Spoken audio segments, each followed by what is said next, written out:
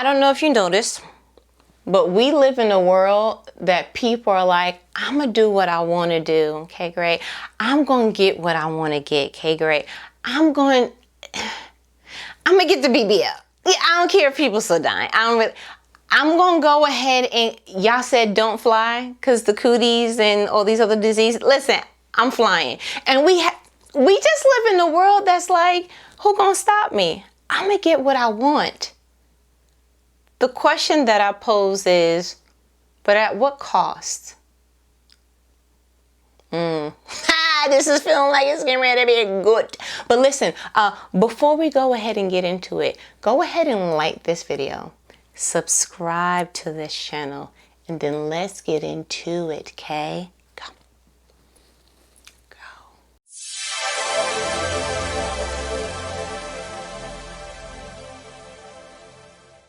Okay, so this one, this conversation right here, we need to actually read. Yeah, you can listen. I'm gonna read. We're gonna go ahead and just make it happen. But here's my thing. If you are paying attention to life, what I find that God does is he gives you a little preview to certain movies. So when you think that somebody is fine, he also shows you, like, you know, he used to date such and such. You know, he got 11 kids, right? You know, she broke old boy's window when they broke up. You know that that job has high turnover, right? You know that. And so it's all of these, what I lovingly call previews, trailers, if you will. Yeah, because like in the movie, when you go to the movies and you look in, they have what's the premium a la creme? The trailer.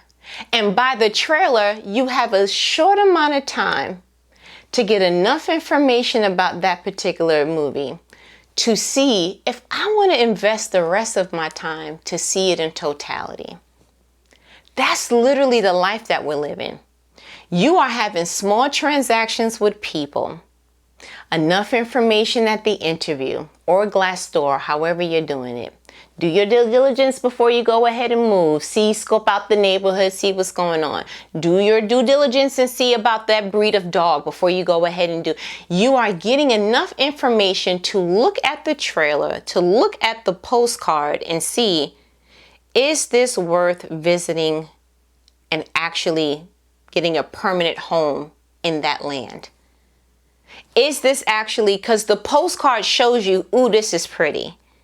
The information you gather from that should determine, do I go make it my reality? The problem is people go, ooh, this is pretty. I do. I'm sorry. You see why that didn't work out? Yeah, because you should. Oh, this is pretty. Sold. I'm sorry. Did you get the engine check on that? There's so much to that. And I feel like the wise way to go through life is I will not make a decision that I don't feel peace about, that I don't feel directed in, and that I don't have enough information to solemnly say yes to. I'm going to show you an example in the Bible where God literally was like, okay, because I don't know if you read your Bible, that's between you and the Lord, but God is not mysterious where he doesn't tell you stuff.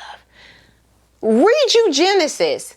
Hey, I made all this for you. Y'all like it? Yeah, you should.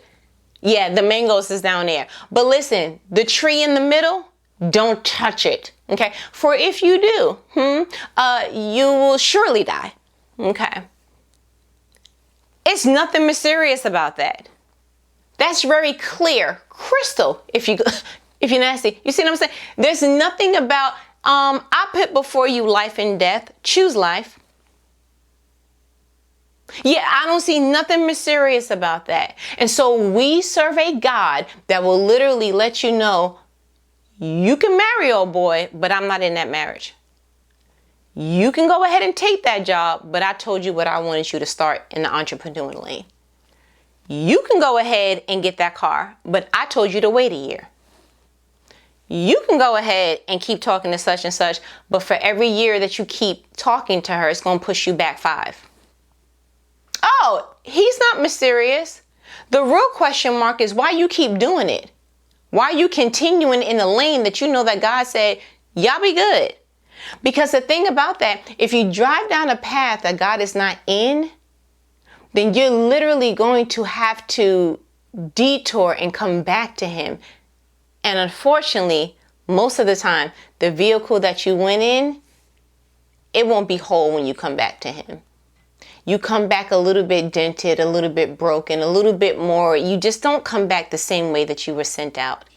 That's why you should never go where God didn't send you, because you'll never come back the way he meant for you to go. Yeah. So, little snippet on that. We got to stop calling him mysterious, because I feel like that gives us an excuse to make decisions that don't make no sense. There is a certain thing about sense in the human brain that you should be able to give reason as to why you're doing something. And if you feel peace and feel led to do something, then you don't have to aid on sense, which would be wisdom, because you have enough data to make a decision. You have to say, I don't understand why, but I feel led to. And then after that, if that's the truth, then God got to go ahead and put together whatever it is that he felt like needed to be put together through that. We are going to read when the Israelites were like, yeah, no, I'm still going to make a terrible decision. Even with the options laid out, like God gave you a test and he said, listen, do C, B, A, and D. And then you said, oh, okay, I'm just going to pick E's. Like you chose to fail. I can't even get into it. Let's go ahead and read 1 Samuel 8. I read in the NLT version. We're going to start from verse 10.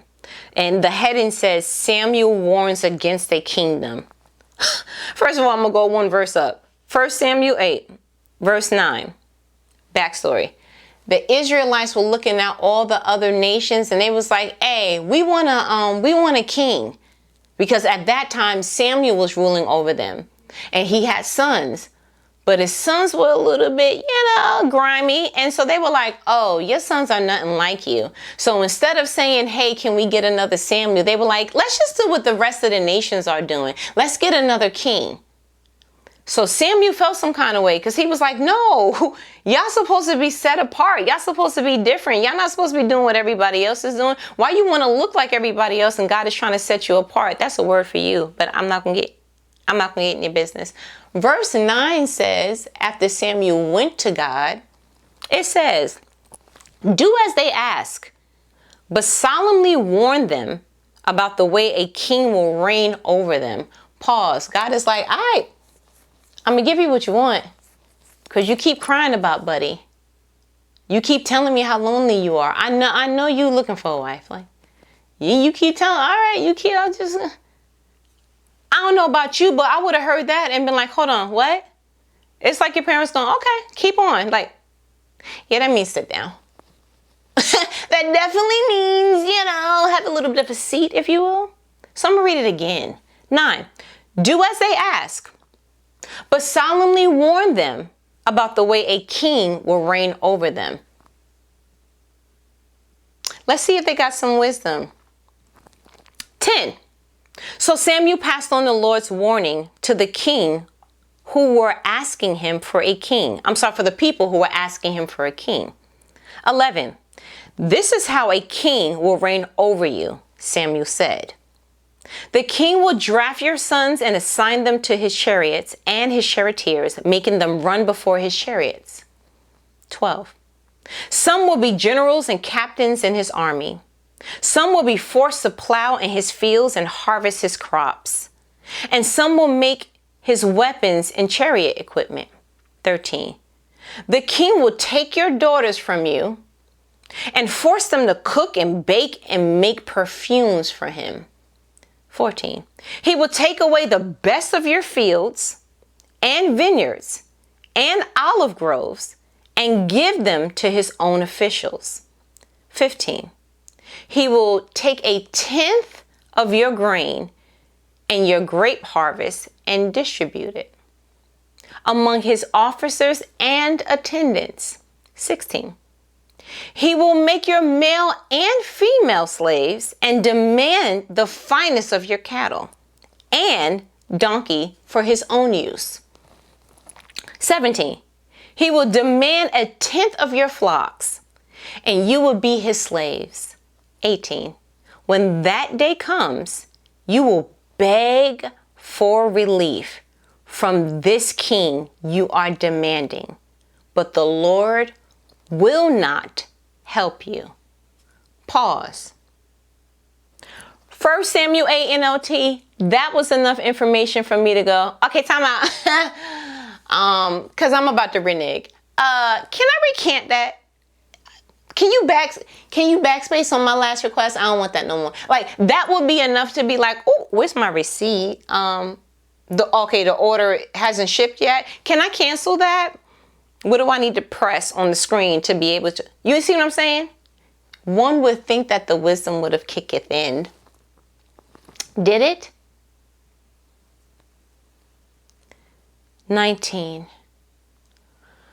But the people refused to listen to Samuel's warning. Even so, we still want a king, they said. Pause. God said you can go ahead and marry him, but you're not going to have peace. God said, and you sat there and you heard it, and you devalued your life to the point that you no longer saw the value that God has for you. And so you chose scum because you didn't trust God. There's no other way to put that. How could you hear that job is not for you? Read the job description and go, yes, when do I start? How could you walk into anything, know that you don't have the leading or the peace of God, and knowing you're choosing from desperation? There's no way that you could have literally left Egypt, somewhere that was brutal, had a refresher, with Samuel, and then what? He told you. It's so unimaginable that the words are not even coming out of my mouth. Because it's literally like, why are people like that? Why are people so committed to making the wrong decision to the point that they're willing to die in destruction? Like Lot, the angel literally had to say, bruh, leave 3 times. And then was like, okay, buddy, run for your life. And even in running for his life and don't look back was the instruction. What did his wife do? Why are people so committed to their demise? Why are people so committed to, I heard the option, but I really, really, really want to see I want to see it played out. Eve, you should surely die if you eat this. Yeah, like, I don't know, like, are people not trusting that what God said is what's going to happen? And the only way to make it make sense is you don't care enough about your life. You don't care enough about your life to be able to say, I deserve to see the other side of this. If God is going through this much intentionality to advise me that he put before me life and death, that, hey, I made all of this, just don't eat that. If he's going through all of this intentionality to bring this to my attention, then I need to make the right decision. Now we can't even blame it on that you don't make good decisions. No, you don't choose the thing that's going to aid to a good life. And you have to sit with yourself and ask yourself, why? Why are you so committed to not winning? Why are you so committed to staying in Egypt when the land of milk and honey is in the forecast? Why? And the only thing that comes up for me is you haven't seen enough people win to want it. You haven't seen enough people successful in that area to desire it. Because the closer that you get to that area, once you taste it, there's no way you can go back to eating cup noodles. Listen, no disrespect to the cup of noodle grandbabies, but there's something about when you taste something, your palate changes and you crave that. And you like, okay, that's different because 2 years ago I didn't, yeah, but 2 years ago you wasn't in close proximity to the promise. God also gives you a preview of like, this is what it could look like if you remain obedient in the path I called you to. So my challenge to you is to, what is the current state that God has you in? Because I feel like no matter the season, there's a place that God has us where he's like, I'm going to put the options in front of you and I'm going to tell you the answer. And I'm going to give you all the data that you need and everything that you need for it to be solidified in you. I can't force you to be obedient, but you really should choose what I said. What's that thing that's not helping you get to that side? Yeah, let's put that aside and let's start veering up the, be curious. I want to see. Because can I burst the bubble real quick? The thing that he said not to do, you already know what's going to happen if you choose it. He already told you this is going to be terrible. And you're like, I wonder if it's going to be terrible. No, how about changing that curiosity over to, let's see the thing that he has for me. Maybe just turning that over will have you turn a new leaf. Will have you making better decisions. Will have you going, I already know what happens when you don't do it God's way. Ain't no peace. It feels heavy. It feels burdensome. I'm good on that. Let's see what this looks like. Let me, as the Bible says, test and see if the Lord is good. Shall you? I was going to say shall we, but I'm already in the business, okay, great? I'm already in the store. I'm on aisle 18. You should come on in and get you some. It's good in here, okay, great? But listen, I feel like you got what you needed. I feel like you got what you needed. You know what these conversations are though, right? My podcast, I knew you was going to ask me. I was going to try to get to it, but you cut me off every time. Listen, strive, the letter N as in Nancy, inspire. Strive, in, inspire. It's on everywhere you can listen to something. If you, that's me. And is, okay. But these videos I do every Thursday. Every single week because she's consistent in these YouTube streets. But I'm going to go ahead and let me go because I don't stand in the way of evangelism. You got a podcast to listen to. Who is me? Who is mine? Okay, great. To stand in your way. We will talk later. Okay? All right. Later.